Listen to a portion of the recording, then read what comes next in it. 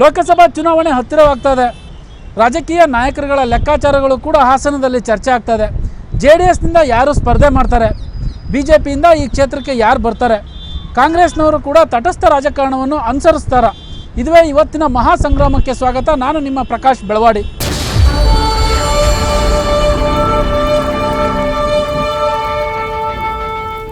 ಈಗಾಗಲೇ ರಾಜ್ಯದಲ್ಲಿ ಸಮ್ಮಿಶ್ರ ಸರ್ಕಾರ ಇರುವಂಥದ್ದು.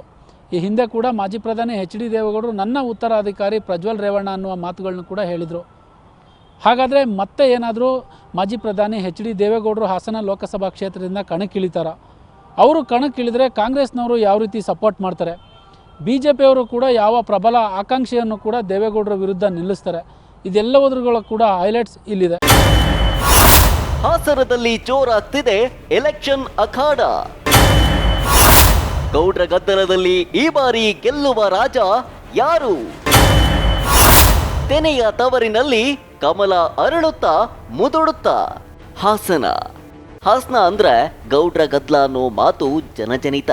ದ್ವೇಷವನ್ನ ಬಗಲ್ನಲ್ಲಿಟ್ಕೊಂಡು ಅಖಾಡಕ್ಕೆ ಧುಮುಕುವ, ಹೋರಾಡಿ ರಾಜಕೀಯ ಹಠ ಸಾಧಿಸುವ ಕ್ಷೇತ್ರ ಅಂದ್ರೆ ತಪ್ಪಾಗಲಾರದು. BJಪಿ ಒಮ್ಮೆಯೂ ಈ ಕ್ಷೇತ್ರದಲ್ಲಿ ಗೆಲುವು ಸಾಧಿಸಲಾಗಲಿಲ್ಲ. ಇಲ್ಲಿ ದಳ ಮತ್ತು ಕಾಂಗ್ರೆಸ್ ನಡುವೆ ನೇರ ಹಣಾಹಣಿ ಇರ್ತಿತ್ತು. ಬಹುಸಂಖ್ಯಾತ ಗೌಡ ಸಮುದಾಯದ್ದೇ ಇಲ್ಲಿ ರಾಜಕೀಯ ದರ್ಬಾರು. ಹರದನಹಳ್ಳಿಯಿಂದ ಹಿಡಿದು ದಿಲ್ಲಿ ತನಕ ದೇವೇಗೌಡರು ಬೆಳೆದ ಪರಿ ಒಕ್ಕಲಿಗ ಸಮುದಾಯವನ್ನ ಮಂಕಾಗಿ ಹೋಗಿಸಿದೆ. ಹಾಗಂತ ದೇವೇಗೌಡರಿಗೆ ಹಾಸನದಲ್ಲಿ ಸೋಲೆ ಇಲ್ಲ ಎಂದೇನಲ್ಲ. 2 ಬಾರಿ ಇಲ್ಲಿಂದ ಪರಾಭವಗೊಂಡಿದ್ರು. ನೀರಾವರಿ ತಜ್ಞ ನಂಜೇಗೌಡ ಲೋಕಸಭೆಯಲ್ಲಿ 2 ಬಾರಿ ಪ್ರತಿನಿಧಿಸಿದ್ರು. ಅದು ಬಿಟ್ರೆ ಇದೊಂದು ಥರ ವಿಶೇಷ ಕ್ಷೇತ್ರವಾಗಿಯೇ ಉಳಿದಿದೆ. 1991ರಿಂದ ಶುರುವಾಯಿತು HDD ಗೆಲುವಿನ ಜರ್ನಿ. 1991ರಲ್ಲಿ ಮೊದಲ ಬಾರಿಗೆ HD ದೇವೇಗೌಡರು ಇಲ್ಲಿ ಜಯ ಕಂಡ್ರು. ದೇವೇಗೌಡ ಅವರು ಹಾಸನ ಜಿಲ್ಲೆಯಿಂದ ರಾಜಕೀಯ ಆರಂಭಿಸಿ ಪ್ರಧಾನಿ ಪಟ್ಟಕ್ಕೇರಿದವರು. 2 ಬಾರಿ ಇಲ್ಲಿ ಸೋಲು ಕಂಡಿದ್ದು ಬಿಟ್ರೆ ಹಾಸನದಲ್ಲಿ 85 ವರ್ಷ ವಯಸ್ಸಿನ ವಾರದ 24 ಗಂಟೆಯೂ ರಾಜಕಾರಣಿ ದೇವೇಗೌಡರದ್ದೇ ದರ್ಬಾರು. 1980ರಿಂದ ಇಲ್ಲಿ ತನಕ ಸ್ಟ್ರೈಕ್ ರೇಟ್ ನೋಡಿದ್ರೆ JDS 5 ಬಾರಿ ಗೆಲುವು ಸಾಧಿಸಿ 56% ಗೆಲುವಿನ ಸರಾಸರಿ ಹೊಂದಿದ್ದಾರೆ. ಕಾಂಗ್ರೆಸ್ 4 ಬಾರಿ ಗೆಲುವು ಸಾಧಿಸಿ 44% ಗೆಲುವನ್ನ ಕಂಡಿದೆ. ಹೀಗಾಗಿ ಲೆಕ್ಕಾಚಾರ ಜೋರಾಗಿ ಸಾಗ್ತಿದೆ. ಹಾಗಾದ್ರೆ ಕಳೆದ ಬಾರಿಯ ಚುನಾವಣೆಯ ಕೆಲ ಅಂಕಿಅಂಶವನ್ನ ನೋಡ್ಕೊಂಬರೋಣ ಬನ್ನಿ. ನಮಸ್ಕಾರ ವೀಕ್ಷಕರೇ. 2019ರ ಲೋಕಸಭಾ ಚುನಾವಣೆಗೆ ದಿನಾಂಕ ನಿಗದಿಯಾಗಿದೆ. ಪಕ್ಷಗಳು, ಅಭ್ಯರ್ಥಿಗಳು ಎಲ್ಲರೂ ಕೂಡ ಕಾತರದಿಂದ ಕಾಯ್ತಾ ಇದ್ದಾರೆ. ಚುನಾವಣೆ ಕ್ಯಾಂಪೇನ್ಗಳ ಮೇಲೆ ಕ್ಯಾಂಪೇನ್ ನಡೀತಾ ಇದೆ. ಇವತ್ತು ನಾವು ಹಾಸನ ಮತಕ್ಷೇತ್ರದ ಲೋಕಸಭಾ ಚುನಾವಣೆಯ 2014ರಲ್ಲಿ ಯಾವ ಪರಿಸ್ಥಿತಿ ಇತ್ತು, ಹಾಗೆ 2019ರಲ್ಲಿ ಯಾವ ಪರಿಸ್ಥಿತಿ ಇದೆ, ಎಲ್ಲವನ್ನು ಕೂಡ ಚುಟುಕಾಗಿ ಅವಲೋಕನ ಮಾಡೋಣ. ಮೊದಲನೇದಾಗಿ ಹಾಸನ ಲೋಕಸಭಾ ಕ್ಷೇತ್ರದ 2014ರ ರಿಸಲ್ಟ್ಸ್ ಯಾವ ರೀತಿ ಇತ್ತು ನೋಡೋಣ. ಹಾಸನ ಮತಕ್ಷೇತ್ರದಲ್ಲಿ ಒಟ್ಟು ಮತದಾರರು 15,61,336. ಅದರಲ್ಲಿ 2014ರಲ್ಲಿ ಚಲಾವಣೆಯಾಗಿದ್ದಂತಹ ಮತಗಳು 11,47,172. ಅಲ್ಲಿ ವಿಜೇತ ಅಭ್ಯರ್ಥಿ JDSನ ವರಿಷ್ಠ HD ದೇವೇಗೌಡ. ಪಡೆದಂತಹ ಮತಗಳು 5,09,841. ಪರಾಜಿತ ಅಭ್ಯರ್ಥಿ ಈಗ ಕಾಂಗ್ರೆಸ್ನಲ್ಲಿ ಇರುವಂತಹ A ಮಂಜು 4,09,379 ಮತಗಳನ್ನು ಪಡೆದಿದ್ದರು. ಹಾಗೆಯೇ ಮೂರನೇ ಅಭ್ಯರ್ಥಿಯಾಗಿ CH ವಿಜಯಶಂಕರ್ BJಪಿಯಿಂದ ಕಂಟೆಸ್ಟ್ ಮಾಡಿದರು. 1,65,688 ಮತಗಳನ್ನು ಪಡೆದುಕೊಂಡಿದ್ದಾರೆ. ಅಂದರೆ ಇಲ್ಲಿ ಗೆಲುವಿನ ಅಂತರ 1,40,000. 2014ರ ವಿಧಾನಸಭಾ ಕ್ಷೇತ್ರವಾರು ಯಾವ್ಯಾರಿಗೆ ಎಷ್ಟೆಷ್ಟು ಮತಗಳು ಬಂದಿದೆ ನೋಡೋಣ.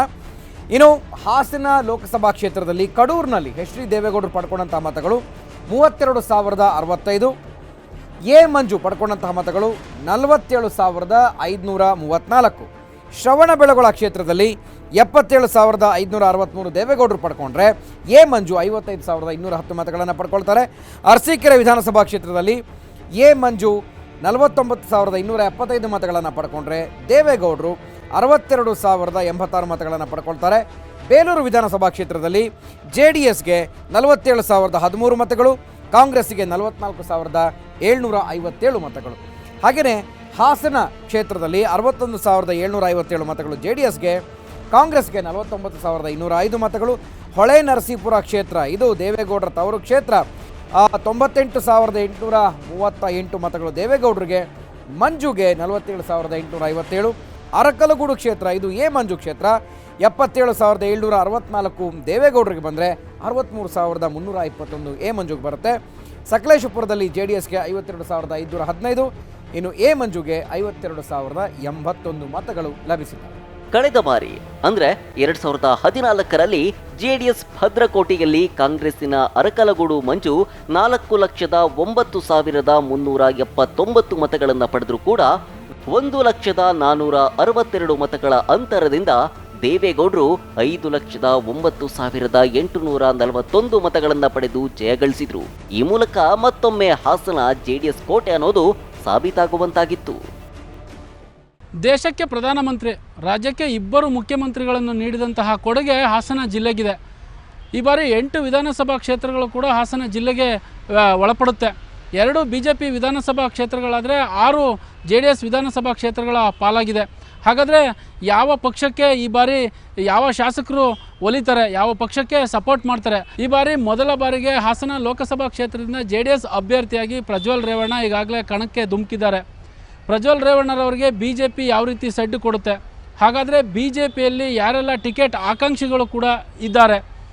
ಪ್ರಜ್ವಲ್ ರೇವಣ್ಣನ ಅವರಿಗೆ ತಾತನ ಆಶೀರ್ವಾದ ಯಾವ ರೀತಿ ಈ ಬಾರಿ ಒಲಿದು ಬರುತ್ತೆ?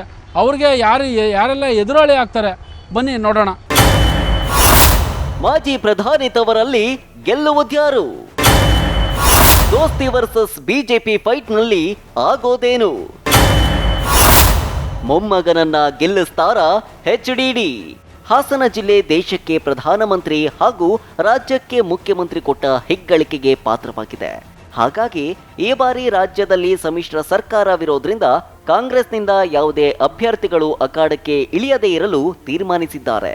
ಹೀಗಾಗಿ ಈ ಬಾರಿ JDS ಹಾಗೂ BJP ಹಣಾಹಣಿ ನಡೆಯುವ ಸಾಧ್ಯತೆ ಇದೆ ಅಂತ ಜಿಲ್ಲೆಯಲ್ಲಿ ಚರ್ಚೆಗಳು ನಡೀತಿವೆ. ಹಾಸನ ಅಂದ್ರೆ JDS ಭದ್ರಕೋಟೆ ಅಂತ ಕರೀತಾರೆ. ಯಾಕಂದ್ರೆ 1999ರಲ್ಲಿ ಗೌಡ್ರು ಸೋಲು ಕಂಡಿದ್ದು ಬಿಟ್ರೆ ಇಲ್ಲಿಯವರೆಗೂ ಸೋಲು ಕಂಡಿಲ್ಲ. ಇದರ ಜೊತೆಗೆ ಕಡೂರು ಹಾಗೂ ಹಾಸನ ವಿಧಾನಸಭಾ ಕ್ಷೇತ್ರ ಹೊರತುಪಡಿಸಿ ಅರಸೀಕೆರೆ, ಸಕಲೇಶಪುರ, ಆಲೂರು, ಅರಕಲಗೂಡು, ಶ್ರವಣಬೆಳಗೊಳ, ಹೊಳೆನರಸೀಪುರ, ಬೇಲೂರು ಕ್ಷೇತ್ರದಲ್ಲಿ JDS ತನ್ನ ಪ್ರಾಬಲ್ಯ ಹೊಂದಿದೆ. ಚಿಕ್ಕಮಗಳೂರಿನ ಕಡೂರು ಹಾಗೂ ಹಾಸನ ಕ್ಷೇತ್ರದಲ್ಲಿ BJP ಶಾಸಕರಿದ್ದಾರೆ. ಈ ಬಾರಿ ಮಾಜಿ ಸಚಿವ ಎ ಮಂಜು BJPಯಿಂದ ಸ್ಪರ್ಧೆ ಮಾಡ್ತಾರೆ ಎಂಬುದು ಖಚಿತವಾಗಿದೆ. ಹಾಗಾಗಿ ಮಂಜು ವರ್ಸಸ್ ಪ್ರಜ್ವಲ್ ನೇರ ಹಣಾಹಣಿ ನಡೆಯುತ್ತೆ ಅನ್ನೋ ಚರ್ಚೆ ಜೋರಾಗಿ ಸಾಗ್ತಿದೆ. ಹಾಸನದ ಹಾಲಿ ಶಾಸಕರು ಯಾರ್ಯಾರು ಯಾವ ಪಕ್ಷದಲ್ಲಿ ಯಾವ ಕ್ಷೇತ್ರದಲ್ಲಿದ್ದಾರೆ ಒಂದು ಸಾರಿ ನೋಡೋಣ. ಕಡೂರು ವಿಧಾನಸಭಾ ಕ್ಷೇತ್ರದಲ್ಲಿ BJPಯ ಬೆಳ್ಳಿ ಪ್ರಕಾಶ್ ಇದ್ದಾರೆ. ಹಾಸನ ವಿಧಾನಸಭಾ ಕ್ಷೇತ್ರದಲ್ಲಿ BJPಯ ಪ್ರೀತಮ್ ಗೌಡ. ಅರಸೀಕೆರೆ ವಿಧಾನಸಭಾ ಕ್ಷೇತ್ರದಲ್ಲಿ JDSನ ಶಿವಲಿಂಗೇಗೌಡ. ಅರಕಲಗೂಡು ವಿಧಾನಸಭಾ ಕ್ಷೇತ್ರದಲ್ಲಿ JDSನ AT ರಾಮಸ್ವಾಮಿ. ಸಕಲೇಶಪುರ ಆಲೂರು ಕ್ಷೇತ್ರದಲ್ಲಿ JDSನ HK ಕುಮಾರಸ್ವಾಮಿ. ಬೇಲೂರಿನಲ್ಲಿ JDSನ KS ಲಿಂಗೇಶ್. ಹೊಳೆನರಸೀಪುರದಲ್ಲಿ JDSನ ಸಚಿವ HD ರೇವಣ್ಣ. ಶ್ರವಣಬೆಳಗೊಳದಲ್ಲಿ JDSನ CN ಬಾಲಕೃಷ್ಣ. ಹಾಸನ ಜಿಲ್ಲೆ ಈ ಬಾರಿ JDS ಭದ್ರಕೋಟೆಯಾಗಿದೆ. 6 JDS ಶಾಸಕರನ್ನ ಹೊಂದಿದೆ. ಹಾಸನ ವಿಧಾನಸಭಾ ಕ್ಷೇತ್ರ ಹಾಗೂ ಚಿಕ್ಕಮಗಳೂರಿನ ಕಡೂರು ಕ್ಷೇತ್ರ BJPಯ ತೆಕ್ಕೆಯಲ್ಲಿವೆ. ಆದರೆ ಕಾಂಗ್ರೆಸ್ ಮಾತ್ರ ಯಾವ ಶಾಸಕರನ್ನೂ ಹೊಂದಿಲ್ಲ. ಹಾಸನದಲ್ಲಿ JDSನಿಂದ ಪ್ರಜ್ವಲ್ ಸ್ಪರ್ಧೆ ಫಿಕ್ಸ್. ಮುಂದೇನ್ ಮಾಡ್ತಾರೆ ಕೈ ಟಿಕೆಟ್ ಆಕಾಂಕ್ಷಿ ಮಂಜು? ಇಷ್ಟಾದ್ರೂ ಕೂಡ ಹಾಸನದಿಂದ ಈ ಬಾರಿ ಆಕಾಂಕ್ಷಿಗಳಿಗೇನು ಕೊರತೆ ಕಾಣ್ತಲೇ ಇಲ್ಲ. ಹಾಗಾದ್ರೆ ಹಾಸನ ಜಿಲ್ಲೆಯಲ್ಲಿ ಈ ಬಾರಿ JDS, ಕಾಂಗ್ರೆಸ್, BJPಯಿಂದ ಯಾರೆಲ್ಲ ಸ್ಪರ್ಧೆ ಮಾಡ್ತಾರೆ ಅನ್ನೋದಕ್ಕೆ ಉತ್ತರ ಬಹುತೇಕ ಸಿಕ್ಕಿದೆ. ಸಮ್ಮಿಶ್ರ ಸರ್ಕಾರ ಇರೋದ್ರಿಂದ JDSಗೆ ಲಾಭವಾಗುತ್ತಾ ಅನ್ನೋ ಪ್ರಶ್ನೆಗೂ ಉತ್ತರ ಸಿಕ್ಕಿದೆ. ಈ ಹಿಂದೆ ದೇವೇಗೌಡ್ರೆ ಇಲ್ಲಿಂದ ಸ್ಪರ್ಧಿಸ್ತಾರೆ ಎಂದಿದ್ರು. ಆದ್ರೆ ಮೊಮ್ಮಗ ಪ್ರಜ್ವಲ್ ರೇವಣ್ಣ ಅವರನ್ನ ತಮ್ಮ ಉತ್ತರಾಧಿಕಾರಿ ಅಂತ ಘೋಷಿಸಿದ್ರು. ಈ ಮೂಲಕ ದೇವೇಗೌಡ ನಂತರ ಹಾಸನ ಅಭ್ಯರ್ಥಿ ಯಾರು ಎನ್ನುವ ಗೊಂದಲಕ್ಕೆ ತೆರೆ ಎಳೆದ್ರು. ಇವತ್ತು ಈ ಮೂಡ್ಲಿಪ್ಪೆ ಗ್ರಾಮ ಈ ಭಾಗದಿಂದನೇ ಪ್ರವಾಸನ ಒಂದು ಹಳ್ಳಿಯಿಂದ ಪ್ರಾರಂಭ ಮಾಡಿದ್ದಾರೆ. ಅದು ಇಲ್ಲಿ ನಾನು ಚುನಾವಣೆಗೆ ನಿಲ್ಲೋದಿಲ್ಲ ಅಂತ ತೀರ್ಮಾನ ಮಾಡಿದ್ದೇನೆ. ಅಲ್ಲಿಗೆ ಹಾಸನದಿಂದ ಕಣಕ್ಕಿಳಿಯೋದು ಪ್ರಜ್ವಲ್ ಅನ್ನೋದು ಪಕ್ಕಾ ಆಯ್ತು. ಕಳೆದ ವಿಧಾನಸಭೆ ಚುನಾವಣೆಯಲ್ಲಿ ಟಿಕೆಟ್ ಸಿಗಬೇಕಿತ್ತು, ಆದ್ರೆ ಅದು ಮಿಸ್ ಆಗಿತ್ತು. ಈಗ ನನ್ನ ತಾತ ನನಗೆ ಟಿಕೆಟ್ ಘೋಷಣೆ ಮಾಡಿರೋದು ನನಗೆ ಸಂತೋಷ. ಸೊ ಎಲ್ಲವೂ ಸರಿ ಹೋಗುತ್ತೆ ಅಂತ ಹೇಳ್ತಿದ್ದಾರೆ. ಸರ್, ನಾನು 8 ವರ್ಷದಿಂದ ರಾಜಕೀಯ ವ್ಯವಸ್ಥೆಯಲ್ಲಿದ್ದೀನಿ. ಎಲ್ಲ ಕ್ಷೇತ್ರದಲ್ಲೂ ಹೋರಾಟ ಮಾಡಿದ್ದೀನಿ. ಕಾರ್ಯಕರ್ತರು ಸ್ಥಾನದಲ್ಲೂ ನಿಂತ್ಕೊಂಡು ಹೋರಾಟ ಮಾಡಿದ್ದೀನಿ, ಪ್ರಧಾನ ಕಾರ್ಯದರ್ಶಿಯಾಗಿಯೂ ನಿಂತ್ಕೊಂಡು ಹೋರಾಟ ಮಾಡಿದ್ದೀನಿ, ಯುವಕರ ಜೊತೆ ಸಹೋದರನಾಗೂ ನಿಂತ್ಕೊಂಡು ಹೋರಾಟ ಮಾಡಿದ್ದೀನಿ, ನನ್ನ ಹಿರಿಯ ತಂದೆ ತಾಯಂದಿರ ಜೊತೆ ಮಗನಾಗಿ ನಿಂತ್ಕೊಂಡು ಹೋರಾಟ ಮಾಡಿದ್ದೀನಿ. ಇವತ್ತು ಅಂಥ ಸನ್ನಿವೇಶದಲ್ಲಿ ನಾನು ಹೋರಾಟ ಮಾಡಿದಂಥ ಸನ್ನಿವೇಶದಲ್ಲಿ ಒಂದು ರಾಜಕೀಯದ ವ್ಯವಸ್ಥೆಯಲ್ಲಿ ನನಗೆ ಟಿಕೆಟ್ ಮಿಸ್ ಆಗಿತ್ತು, MLA ಚುನಾವಣೆಯಲ್ಲಿ ಟಿಕೆಟ್ ಮಿಸ್ ಆಗಿತ್ತು. ಈ ಬಾರಿ ಜಿಲ್ಲೆಯಲ್ಲಿ ಬಿಜೆಪಿ ತನ್ನ ಹಿಡಿತವನ್ನ ಸಾಧಿಸಿದೆ.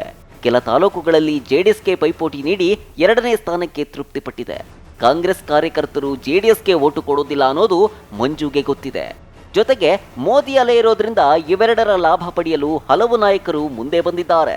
2019 ಲೋಕಸಭಾ ಕ್ಷೇತ್ರದ ಟಿಕೆಟ್ ಆಕಾಂಕ್ಷಿಗಳು ಯಾರಿದ್ದಾರೆ? ಈ ಒಂದು ಹೈ ವೋಲ್ಟೇಜ್ ಲೋಕಸಭಾ ಕ್ಷೇತ್ರದಲ್ಲಿ ಹಾಸನದಲ್ಲಿ ನೋಡೋಣ.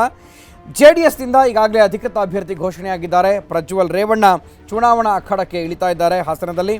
BJPಯಿಂದ ಹಾಲಿ ಶಾಸಕ ಪ್ರೀತಮ್ ಗೌಡ ಕಣದಲ್ಲಿದ್ದಾರೆ. ಇನ್ನು ರಾಮೇಗೌಡ ಕೂಡ ಹಾಸನ ಲೋಕಸಭಾ ಕ್ಷೇತ್ರದಿಂದ ಸ್ಪರ್ಧಿಸುವಂತಹ ಇಂಗಿತವನ್ನು ವ್ಯಕ್ತಪಡಿಸಿದ್ದಾರೆ. ಇನ್ನು ಮತ್ತೊಂದು ವಿಶೇಷ ಅಂದರೆ ಮಂಜು, ಕಾಂಗ್ರೆಸ್ನಲ್ಲಿದ್ದಂತಹ ಮಂಜು BJPಗೆ ಹೋಗಿ ಅಲ್ಲಿ ಸ್ಪರ್ಧಿಸುವಂತಹ ಇಂಗಿತವನ್ನು ವ್ಯಕ್ತಪಡಿಸಿದ್ದಾರೆ. ಆದರೆ ಅದಿನ್ನೂ ಕೂಡ ಫೈನಲ್ ಆಗಿಲ್ಲ. ನೋಡೋಣ ಏನಾಗುತ್ತೆ ಅಂತ. 2019 ಚುನಾವಣೆಯ ಅಂಕಿ ಅಂಶಗಳನ್ನು ನೋಡೋಣ. ಹಾಸನ ಜಿಲ್ಲೆಯಲ್ಲಿ ಲೋಕಸಭಾ ಕ್ಷೇತ್ರದಲ್ಲಿ ಒಟ್ಟು 7 ವಿಧಾನಸಭಾ ಕ್ಷೇತ್ರಗಳು ವ್ಯಾಪ್ತಿಗೆ ಬರ್ತವೆ. ಚಿಕ್ಕಮಗಳೂರು ಜಿಲ್ಲೆಯ 1 ವಿಧಾನಸಭಾ ಕ್ಷೇತ್ರ ಹಾಸನ ಲೋಕಸಭೆಗೆ ಸೇರಿಕೊಳ್ಳುತ್ತೆ. ಸೊ ಒಟ್ಟು ಮತದಾರರು ಅದರಲ್ಲಿ ಪುರುಷರು 8,10,500, ಮಹಿಳಾ ಮತದಾರರು 8,30,134. ಸೊ ಒಟ್ಟು ಇಲ್ಲಿ ಮತದಾರರು 16,40,634. ಸೊ ಒಟ್ಟು ಮತದಾರರು ಇಷ್ಟು ಸಂಖ್ಯೆಯಲ್ಲಿದ್ದಾರೆ. ಸೊ ಈ ಬಾರಿ ಯಾರೆಲ್ಲ ಮತದಾನ ಮಾಡ್ತಾರೆ, ಯಾರನ್ನ ಗೆಲ್ಲಿಸ್ತಾರೆ ಅನ್ನೋಂಥ ಕುತೂಹಲ ಜಾಸ್ತಿ ಆಗ್ತಾ ಇದೆ. ಅಂದಿನಿಂದ ಇಲ್ಲಿಯವರೆಗೆ ಹಾಸನ ಜಿಲ್ಲೆ ಜೆಡಿಎಸ್ ಭದ್ರಕೋಟೆಯಾಗುತ್ತಾ ಸಾಗಿದೆ. ಗೌಡ್ರ ರಾಜಕೀಯ ನಡೆಯನ್ನ ಇಲ್ಲಿಯವರೆಗೂ ಯಾರಿಂದಲೂ ಕಂಡು ಹಿಡಿಯಲು ಆಗಿಲ್ಲ. ಆದರೆ ಈ ಬಾರಿ ಮಾತ್ರ ತಾನು ನಿಲ್ದೆ ಮೊಮ್ಮಗ ಪ್ರಜ್ವಲ್ಗಾಗಿ ಹಾಸನ ಲೋಕಸಭೆ ಕ್ಷೇತ್ರವನ್ನ ಬಿಟ್ಕೊಡ್ತಿರುವ ಹಿಂದೆಯೂ ಹಲವು ಲೆಕ್ಕಾಚಾರ ಇರೋದು ಸತ್ಯ. ಹಾಸನ ಜಿಲ್ಲೆಯಲ್ಲಿ ಒಕ್ಕಲಿಗರದ್ದೇ ಕೂಡ ದರ್ಬಾರಿಲ್ಲಿ 2ನೇ ಸ್ಥಾನಕ್ಕೆ ಬರುತ್ತೆ ಲಿಂಗಾಯತ ಸಮುದಾಯದವರು. ಇನ್ನು 3ನೇ ಸ್ಥಾನಕ್ಕೆ ಕುರುಬ ಕಮ್ಯುನಿಟಿ ಏನಿದ್ದಾರೆ ಅವರ ಮತಗಳು ಕೂಡ ಇಲ್ಲಿ ನಿರ್ಣಾಯಕ ಪಾತ್ರವನ್ನು ಕೂಡ ವಹಿಸುತ್ತೆ. ಹಾಗಾದರೆ BJPಯ ರಾಷ್ಟ್ರೀಯ ಪಕ್ಷ ಇಲ್ಲಿ ಯಾವ ರೀತಿ ಈ ಮತಗಳನ್ನು ಎನ್ಕ್ಯಾಚ್ ಮಾಡುತ್ತೆ, ಸ್ಥಳೀಯ JDS ಪಕ್ಷ ಏನಿದೆ ಅವರು ಯಾವ ರೀತಿ ಮತಗಳನ್ನು ಕೂಡ ಎನ್ಕ್ಯಾಚ್ ಮಾಡ್ಕೊಳ್ತಾರೆ, ಇಲ್ಲಿನ ಜನ ರಾಜಕೀಯ ನಾಯಕರುಗಳ ಬಗ್ಗೆ ಏನಂತಾರೆ, ರಾಜಕೀಯ ನಿಪುಣರು ಏನಂತಾರೆ, ಬನ್ನಿ ಕೇಳೋಣ. 8 ವಿಧಾನಸಭಾ ಕ್ಷೇತ್ರದಲ್ಲಿ ಹೇಗಿದೆ ಚುನಾವಣಾ ಕಾವು? ಯಾವ ಲೆಕ್ಕಾಚಾರ ಹೇಗೆ ಕೆಲಸ ಮಾಡ್ತಿದೆ? ಜಾತಿ ಪ್ರಭಾವ ಎಷ್ಟರ ಮಟ್ಟಿಗೆ ಸಹಾಯ ಆಗ್ತಿದೆ? ಕ್ಷೇತ್ರ ವಿಂಗಡಣೆಯ ಮುಂಚೆ ಈ ಲೋಕಸಭಾ ವ್ಯಾಪ್ತಿಯಲ್ಲಿ ಬರುವ ಎಲ್ಲಾ 8 ವಿಧಾನಸಭಾ ಕ್ಷೇತ್ರಗಳಲ್ಲಿ ಒಕ್ಕಲಿಗರ ಪ್ರಾಬಲ್ಯವಿತ್ತು. ಆದರೆ ಈಗ ಕುರುಬರು ಹೆಚ್ಚಿರುವ ಕಡೂರು ಕ್ಷೇತ್ರ ಸೇರಿರೋದ್ರಿಂದ ಜಾತಿ ಲೆಕ್ಕಾಚಾರದಲ್ಲಿ ವ್ಯತ್ಯಾಸ ಕಂಡು ಬಂದಿದೆ. ಒಕ್ಕಲಿಗರು, ಲಿಂಗಾಯತರು, ಕುರುಬರು, SC ST, ಮುಸ್ಲಿಮರು ಹಾಗೂ ಇತರರು ಕ್ರಮವಾಗಿ ಇಲ್ಲಿ ಏರಿಕೆಯಿಂದ ಇಳಿಕೆ ಪ್ರಮಾಣದಲ್ಲಿ ಗುರುತಿಸಿಕೊಂಡಿದ್ದಾರೆ. ಈ ಜಾತಿ ಲೆಕ್ಕಾಚಾರದಲ್ಲಿಯೇ ಮತ್ತೆ ಪ್ರಜ್ವಲ್ ರೇವಣ್ಣಗೆ ಈ ಬಾರಿಯ ಟಿಕೆಟ್ ಕೊಡುವ ಧೈರ್ಯ ಮಾಡಿದ್ದಾರೆ. ದೋಸ್ತಿಗಳ ಈ ಲೆಕ್ಕಾಚಾರದ ಹಿಂದೆ ಕಳೆದ ಜನಗಣತಿ ಎಣಿಕೆಯಂತೆ ಹಾಸನ ಕ್ಷೇತ್ರದಲ್ಲಿ 20,16,896 ಮಂದಿ ಇದ್ದು 78.50% ಜನತೆ ಗ್ರಾಮೀಣ ಭಾಗದಲ್ಲಿದ್ದರೆ 21.50% ಮಂದಿ ನಗರ ಪ್ರದೇಶದಲ್ಲಿದ್ದಾರೆ. ಒಟ್ಟು ಜನಸಂಖ್ಯೆಯಲ್ಲಿ 19.69% ಪರಿಶಿಷ್ಟ ಜಾತಿ ಹಾಗೂ 1.84% ಪರಿಶಿಷ್ಟ ಪಂಗಡದವರಿದ್ದಾರೆ. ಹಾಸನ ಲೋಕಸಭಾ ಕ್ಷೇತ್ರದಲ್ಲಿ ಜಾತಿವಾರು ಮತಗಳು ಎಷ್ಟಿದೆ ನೋಡೋಣ. ಒಕ್ಕಲಿಗರು 5 ಲಕ್ಷ ಸಂಖ್ಯೆಯಲ್ಲಿದ್ದಾರೆ. ಪರಿಶಿಷ್ಟ ಜಾತಿ ಪಂಗಡದವರು 3 ಲಕ್ಷ ಮತದಾರರಿದ್ದಾರೆ. ಲಿಂಗಾಯತ ಸಮುದಾಯದ 3 ಲಕ್ಷ ಓಟ್ಗಳಿದ್ದಾವೆ. ಮುಸ್ಲಿಂ ಸಮುದಾಯದ 1 ಲಕ್ಷ ಓಟುಗಳು, ಕುರುಬ ಸಮುದಾಯದ 2 ಲಕ್ಷ ಮತದಾರರು ಮತ್ತು ಇತರೆ ಸಮುದಾಯದ ಸುಮಾರು 2.5 ಲಕ್ಷ ಮತದಾರರಿದ್ದಾರೆ. ಸಂಸದ ದೇವೇಗೌಡ ಸಾಧನೆ ಬಗ್ಗೆ ಏನ್ ಹೇಳ್ತಾರೆ? ಕೃಷಿ, ಹೈನುಗಾರಿಕೆ ಆಧಾರಿತ ಕೈಗಾರಿಕೆಗಳಿದ್ರೂ, ಇಸ್ರೋ, ಪೆಟ್ರೋಲಿಯಂ ಸಂಶೋಧನಾ ಕೇಂದ್ರಗಳಿದ್ರೂ ಸ್ಥಳೀಯರಿಗೆ ಪ್ರಯೋಜನವಾಗಿಲ್ಲ. ಸಕ್ಕರೆ ಕಾರ್ಖಾನೆಗಳು ಹೆಚ್ಚಿನ ಸುಧಾರಣೆ ಕಂಡಿಲ್ಲ. ಸಾರಿಗೆ ಸಂಪರ್ಕ ವ್ಯವಸ್ಥೆ ಏಳಿಗೆಯಾಗಿಲ್ಲ. ಪ್ರಮುಖವಾಗಿ ಐತಿಹಾಸಿಕ ಪಾರಂಪರಿಕ ದೇಗುಲಗಳ ರಕ್ಷಣೆ, ದೇಗುಲ ಪ್ರವಾಸೋದ್ಯಮ, ಅರಣ್ಯ ಪ್ರವಾಸೋದ್ಯಮದ ಬಗ್ಗೆ ಹೆಚ್ಚಿನ ಕಾಳಜಿ ಇನ್ನೂ ಸಿಕ್ಕಿಲ್ಲ. ಇನ್ನೂ ಕೆಲವು ಹೆಚ್ಚು ಅಭಿವೃದ್ಧಿ ಆಗಬೇಕಾಗಿದೆ. ಮತ್ತು ಹಾಸನ ನಗರಸಭೆ ಜೊತೆಗೆ ಮಹಾನಗರ ಪಾಲಿಕೆ ಕೂಡ ಆಗಬೇಕಾದ್ದು ಭಾಳ ಅವಶ್ಯಕತೆ ಇದೆ ಇವತ್ತಿನ ಸನ್ನಿವೇಶದಲ್ಲಿ. ಅದರಿಂದ ಇವತ್ತು ಏನು ಶ್ರಮಿಸೋ ಸರ್ಕಾರದಲ್ಲಿ ಮಾಡ್ತಕ್ಕಂಥ ಕೆಲಸಗಳು ಭಾಳ ಇವತ್ತು ರೈತರ ಸಾಲ ಮನ್ನಾ ಮತ್ತು ರೈತರಿಗೆ ಕೊಡ್ತಕ್ಕಂಥ ಸವಲತ್ತುಗಳ ಬಗ್ಗೆ ದಿಟ್ಟ ನಿರ್ಧಾರವನ್ನು ಈ ರಾಜ್ಯದ ಶ್ರಮಿಸೋ ಸರ್ಕಾರದ ಮುಖ್ಯಮಂತ್ರಿ ಕುಮಾರಸ್ವಾಮಿ ತಗೊಂಡಿದ್ದಾರೆ. ಭಾಳಷ್ಟು ಇನ್ನೂ ಹಾಸನ ನಗರ ಆಗಿರ್ಬೋದು, ಗ್ರಾಮಾಂತರ ಮತ್ತು ಇದು ಸಿಟಿ ಆಗಿರ್ಬೋದು, ಸಿಟಿ ಇಂಪ್ರೂವ್ಮೆಂಟು ಸ್ವಲ್ಪ ಕಡಿಮೆ ಇದೆ. ಈಗ ನಗರ ಪಾಲಿಕೆ ಆದರೆ ಹಲವಾರು ಹಳ್ಳಿಗಳು ಸೇರ್ಪಡೆ ಆಗ್ತದೆ, ನಗರ ಇಂಪ್ರೂವ್ ಆಗುತ್ತೆ. ಆಸ್ಪತ್ರೆಗಳು ಮತ್ತು ಯೂನಿವರ್ಸಿಟಿ ಕಾಲೇಜ್ಗಳು ಎಲ್ಲ ಭಾಳಷ್ಟು ಇತ್ತೀಚೆಗೆ 10 ವರ್ಷ ಇತ್ತೀಚೆಗೆ ಇದು ವಿದ್ಯಾರ್ಥಿಗಳು ಜಾಸ್ತಿಯಾಗಿ ಒಳ್ಳೊಳ್ಳೆ ಕಾಲೇಜುಗಳು ಬಂದಿದ್ದಾವೆ ಹಾಸನ ಜಿಲ್ಲೆಗೆ. ಜಿಲ್ಲೆಯ ಅಭಿವೃದ್ಧಿ ಚೆನ್ನಾಗೇ ಆಗಿದೆ. ಫ್ಲೈಓವರ್ ಇರ್ಬೋದು ಅಥವಾ ರಸ್ತೆ ಅಗಲೀಕರಣ ಇಂಥವೆಲ್ಲ ಚೆನ್ನಾಗಿ ಮಾಡ್ತಾ ಇದ್ದಾರೆ. ಮುಂದೇನೂ ಇನ್ನೂ ಸಾಕಷ್ಟು ಅಭಿವೃದ್ಧಿ ಆಗಬೇಕಾಗಿದೆ. ಅದಕ್ಕೆ ಇನ್ನೂ ಹೆಚ್ಚಿನ ಅವಕಾಶ ಸಿಕ್ಕರೆ ಸಮ್ಮಿಶ್ರ ಸರ್ಕಾರಕ್ಕೆ ಆಗುತ್ತೆ ಅಂತ ಅನಿಸುತ್ತೆ. ಸರ್, ಹಾಸನ ಜಿಲ್ಲೆ ಬಗ್ಗೆ ಹೇಳೋದಾದರೆ ಈಗ ನೋಡಿ ಸರ್, ಹಾಸನದಲ್ಲಿ ಒಂದು ಒಳ್ಳೆ ಮೆಡಿಕಲ್ ಕಾಲೇಜು ಮತ್ತು ಪಶುವೈದ್ಯ ಕಾಲೇಜು ಹಾಗೆ ಮತ್ತು ಬಸ್ ಸ್ಟ್ಯಾಂಡ್ ಇವು ನೋಡಿದ್ರೇ ಸಾಕಾಗುತ್ತೆ ಸರ್. ಅದ್ರ ಜೊತೆಗೆ ಫ್ಲೈಓವರ್ ಇಷ್ಟೊತ್ತಿಗೆ ಆಗಬೇಕಾಗಿತ್ತು. ನಮ್ಮ ಸಮಸ್ಯೆ ಅಂದರೆ ಈಗ ಇಂಪಾರ್ಟೆಂಟ್ ಬೇಕಾಗಿರೋದು ನಮಗೆ ಸುತ್ತಮುತ್ತ ಕೆರೆಗಳಿದ್ದಾವೆ, ಅವೆಲ್ಲ ಬತ್ತಿ ಹೋಗಿ ಬಾಡಿ ಹೋಗಿ ನೀರಿಲ್ದಲೆ ಬೋರ್ವೆಲ್ಲೆಲ್ಲ ಫುಲ್ಲು ಹಾಳಾಗಿ ನೀರಿಲ್ದಲೆ ಭಾರಿ ಸಮಸ್ಯೆ ಆಗಿದೆ. ಆಮೇಲೆ ನಾವು ನೀರು ಅದು ವ್ಯವಸ್ಥೆ ಮಾಡಿಕೊಡ್ತೀವಿ, ಇದು ವ್ಯವಸ್ಥೆ ಮಾಡ್ತೀವಿ ಏನೋ ಹೇಳ್ತಾರೆ. ಏನೋ ಸ್ವಲ್ಪ ದಿವಸ ಮಾಡಿದರು, ಈಗ ಯಾವುದೇ ವ್ಯವಸ್ಥೆ ಇಲ್ದಲೆ ಭಾರಿ ಬರಗಟ್ಟು ಇದಾಗಿದೆ. ನಮಗೆ ಇಂಪಾರ್ಟೆಂಟ್ ಬೇಕಾಗಿರೋದು ನೀರಿನ ವ್ಯವಸ್ಥೆ. ಸುತ್ತಮುತ್ತಲ ಕೆರೆಗಳಲ್ಲಿ ತುಂಬಿಸಿ ಅವೆಲ್ಲ ವ್ಯವಸ್ಥೆ ಮಾಡಿ ನಮಗೆ ಅಭಿವೃದ್ಧಿ ಮಾಡಿ ನೀರಿನ ವ್ಯವಸ್ಥೆ ಮಾಡಿಸ್ಕೊಡ್ಬೇಕು. ಪ್ರಮುಖವಾಗಿ ಹಾಸನದಿಂದ ಬೆಂಗಳೂರು ಎಕ್ಸ್ಪ್ರೆಸ್ ಸೂಪರ್ ಫಾಸ್ಟ್ ರೈಲುಗಳಿಲ್ಲ. ಹಾಸನದಿಂದ ಚಿಕ್ಕಮಗಳೂರು ರೈಲು ಸಂಪರ್ಕ ಇನ್ನೂ ಸಾಧ್ಯವಾಗಿಲ್ಲ. ದೇವೇಗೌಡರ ಕನಸಾದ ವಿಮಾನ ನಿಲ್ದಾಣ ಇನ್ನೂ ನಿರ್ಮಾಣವಾಗಿಲ್ಲ. ಹೇಮಾವತಿ ಯಗಚಿ ನೀರಾವರಿ ಯೋಜನೆ ಅಪೂರ್ಣವಾಗಿದೆ. ಎತ್ತಿನಹೊಳೆ ಯೋಜನೆ ಜಾರಿಯಲ್ಲಿದ್ರೂ ಇದರ ಪ್ರಯೋಜನ ಬಯಲು ಸೀಮೆಗೆ ಹೆಚ್ಚಾಗಿ ಸಿಗಲಿದೆ. ಮಲೆನಾಡು ಭಾಗದಲ್ಲಿ ಕಾಡಾನೆ ಸಮಸ್ಯೆ ಹೆಚ್ಚಳವಾಗಿದೆ. ಸರ್, ಇವತ್ತು ನಮ್ಮ ಹಾಸನ ಜಿಲ್ಲೆಯಲ್ಲಿ ಉದ್ಯೋಗ ಮೇಳ ಅಂತ ಇವತ್ತು ನಾಳೆ ನಡೆಸ್ಕೊಡ್ತಾ ಇದ್ದಾರೆ. ಇಲ್ಲಿ ಭೂಮಿ ಸವಲತ್ತನ್ನು ಕಳ್ಕೊಂಡವ್ರಿಗೆ ಯಾವುದೇ ರೀತಿಯ ಉದ್ಯೋಗ ಅವಕಾಶಗಳು ಕೊಟ್ಟಿಲ್ಲ. ಹೊರಗಿನರಿಗೆ ಬರೀ ಉದ್ಯೋಗನ ಕಲ್ಪಿಸ್ತಾ ಇದ್ದಾರೆ. ಅದರ ಬಗ್ಗೆ ನಾಳೆ ನಡೆಯುವಂಥ ಇದರಲ್ಲಿ ನೀವು ನಮ್ಮ ಸ್ಥಳೀಯ ಉದ್ಯೋಗಾಕಾಂಕ್ಷಿಗಳಿಗೆ ಹೆಚ್ಚಿನ ಆದ್ಯತೆಯನ್ನು ಕೊಡಿ. ಮತ್ತು ಈ ವರ್ತುಲ ರೋಡ್ ಏನಿದೆ, ಹಾಸನದ ರಿಂಗ್ ರೋಡ್ ಏನಿದೆ ಅದು ಅರ್ಧ ನಿಲ್ಲಿಸಿದ್ದಾರೆ. ಅದನ್ನು ಫುಲ್ಲು ಇದು ಬೇಲೂರು ರೋಡ್ವರೆಗೂ ಮುಂದುವರಿಸಿ. ದೇವೇಗೌಡರು ಸಂಸದರಾಗಿ ಲಭ್ಯವಿರುವ 25 ಕೋಟಿ ರೂಪಾಯಿ ನಿಧಿ ಪೈಕಿ 15.22 ಕೋಟಿ ರೂಪಾಯಿ ಸಂಸದರ ನಿಧಿ ಲಭ್ಯವಿದ್ದು, ಈ ಪೈಕಿ 12.27 ಕೋಟಿ ರೂಪಾಯಿಗಳಷ್ಟು ಈ ಕ್ಷೇತ್ರಕ್ಕಾಗಿ ದೇವೇಗೌಡರು ಖರ್ಚು ಮಾಡಿದ್ದಾರೆ. ಆದರೂ ಆಗಬೇಕಾದ ಕೆಲಸ ಸಾಕಷ್ಟಿದೆ, ಆಗಿದ್ದು ಮಾತ್ರ ಸ್ವಲ್ಪವೇ. ಎಲ್ಲ ಒಂದೇ ಸತಿ ಅಭಿವೃದ್ಧಿ ಮಾಡಿಬಿಟ್ರೆ ಇನ್ನು ಕೆಲಸನೇ ಇರಲ್ಲ ಅಂತ ರಾಜಕೀಯ ವ್ಯಕ್ತಿಗಳು ತಿಳ್ಕೊಂಡಿರಂಗಿದೆ. ಏನಾಗುತ್ತೆ, ಅವ್ರಿಗೆ ಬೇಕಾದ ರೀತಿ ಅಭಿವೃದ್ಧಿ ಆಗ್ತಾಯಿದೆ, ಅದಾಗಬಾರ್ದು. ಸಾರ್ವಜನಿಕರಿಗೆ ಏನು ತೊಂದರೆ ಆಗಿದೆ ಅದು ಅಭಿವೃದ್ಧಿ ಆಗಬೇಕು ಫಸ್ಟು. ಅದು ಪ್ರಾಮುಖ್ಯತೆ. ಮುಖ್ಯವಾಗಿ ಶಾಸಕರಾಗಲಿ ಈ ಮಂತ್ರಿಗಳಾಗಲಿ ಇಬ್ಬರು ಕೂತು ಮಾಡೋಂಥ ಕೆಲಸ ಇದು. ವೈಜ್ಞಾನಿಕವಾಗಿ ಇಂಜಿನಿಯರ್ಗಳನ್ನ ಬಳಸ್ಕೊಂಡು, ತಂತ್ರಗಳನ್ನ ಬಳಸ್ಕೊಂಡು ಅಭಿವೃದ್ಧಿ ಮಾಡಬೇಕು ಜಿಲ್ಲೆಯಲ್ಲಿ. ಆ ಜಿಲ್ಲೆಗಳ ಶಾಸಕರ ಗಮನಕ್ಕೆ ತಗೊಂಡು ಆಗ ಜಿಲ್ಲೆ ಅಭಿವೃದ್ಧಿ ಆಗುತ್ತೆ. ನಿತ್ಯ ಹರಿದ್ವರ್ಣ ಕಾಡುಗಳಿಂದ ಕೂಡಿದ ಸಂಪದ್ಭರಿತ ಕ್ಷೇತ್ರ ಅನ್ಬೋದು. ಹಾಸನ ನಗರದಲ್ಲಿ ಕೈಗಾರಿಕಾ ಪ್ರದೇಶವಿದ್ರೂ ಹೆಚ್ಚಿನ ಏಳಿಗೆ ಕಂಡಿಲ್ಲ. ಜನರ ಬೇಡಿಕೆಗಳಿಗೆ ಸ್ಪಂದನೆ ಸಿಗ್ತಿಲ್ಲ. ಕೆಲವು ರೋಡು ವಗೇರಿ ಎಲ್ಲ ಮಾಡ್ತಾ ಇದ್ದಾರೆ. ಇನ್ನೂ ಅಭಿವೃದ್ಧಿ ಜಾಸ್ತಿ ಆಗಬೇಕು ಹಾಸನ ಜಿಲ್ಲೆಗೆ. ಬೇರೆ ಬೇರೆ ಕೆಲವೆಲ್ಲ ಬಳ್ಳಾರಿ ನಗರ ಪಾಲಿಕೆ ಆಗಿದೆ, ಆಮೇಲೆ ಮೈಸೂರು, ಬಳ್ಳಾರಿ, ಆಮೇಲೆ ಶಿವಮೊಗ್ಗ ಕೆಲವೆಲ್ಲ ನಗರ ಪಾಲಿಕೆ ಆಗಿದೆ. ನಗರ ಪಾಲಿಕೆ ಆಗಬೇಕು ಹಾಸನ. ಇನ್ನೂ ಅಭಿವೃದ್ಧಿ ಜಾಸ್ತಿ ಆಗಬೇಕು. ಒಟ್ಟಾರೆ ಹಾಸನ ಲೋಕಸಭೆ ಅಖಾಡ ಈ ಬಾರಿ ರಾಷ್ಟ್ರದಲ್ಲಿ ಭಾರಿ ಮಹತ್ವ ಪಡೆಯಲಿದೆ.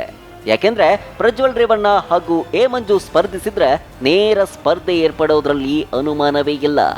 ಇದೆಲ್ಲದರ ನಡುವೆ ಪ್ರತಿಷ್ಠೆ ಪಣಕ್ಕಿಟ್ಟಿರುವ ಹಾಸನ ಪ್ರತಿಷ್ಠಿತ ದೊಡ್ಡಗೌಡರ ಕುಟುಂಬಕ್ಕೆ ಇದು ಮುಖಭಂಗವಾಗುತ್ತಾ ಇಲ್ಲ ಸುಲಭದ ತುತ್ತಾಗುತ್ತಾ ಕಾದು ನೋಡಬೇಕು. 16 ಸಂಸದರ ಚುನಾವಣೆ ಕೂಡ ಮುಗಿದಿರುವಂಥದ್ದು.